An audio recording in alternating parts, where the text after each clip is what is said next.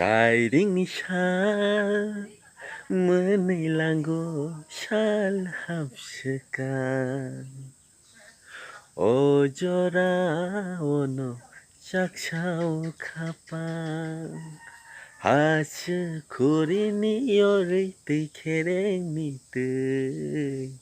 Kocogui malayo tui jilang bai Malay na tongke nang bay hai no malay na Kifili ko thema sajak pinay Kemau kelek shogai nini hamjang mau Shano bekha nono mama Has kurini yori tikereng ni tui Kocogui malayo tui jilang bai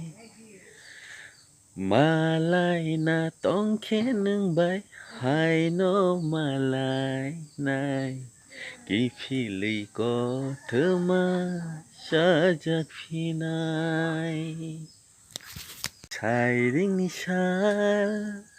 menilango shal hapskan